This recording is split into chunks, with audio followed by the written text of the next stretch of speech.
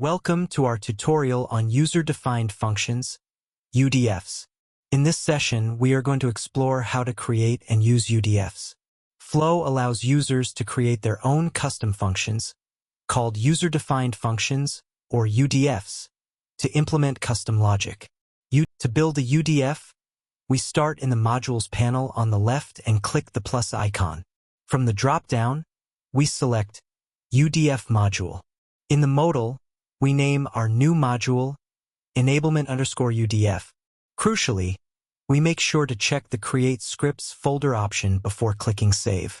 This automatically generates our folder structure and standard boilerplate files. Now we expand our folder tree, navigate inside our scripts directory, and open scripts.py.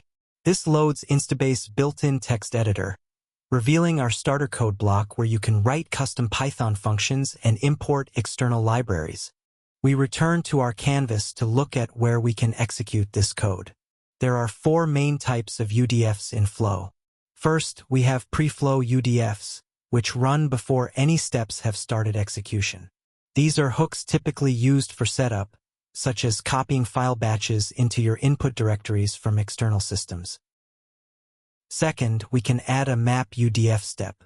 A map UDF is used to process each input file or record in parallel, executing only when your custom processing logic operates on a single document. Third, we have reduce UDFs. These are used to combine the results of multiple output files from previous steps, allowing you to aggregate data and run summaries. And finally, we have post-flow UDFs. A post-flow UDF is a hook that runs after the flow completes execution, allowing you to perform cleanup, generate reports, or call external APIs to send results downstream. We will go deep into each of these four types in our upcoming videos. But UDFs are also tightly integrated across our visual module suite. For example, in our passport_refinement module under our scripts folder, we can write custom functions and register them to run as cell-level formatting formulas inside our refiner grid. Similarly, we can open our passport validate checkpoint and open its validations.py script. Here, you can write Python functions to enforce strict compliance and validation rules before your data is exported.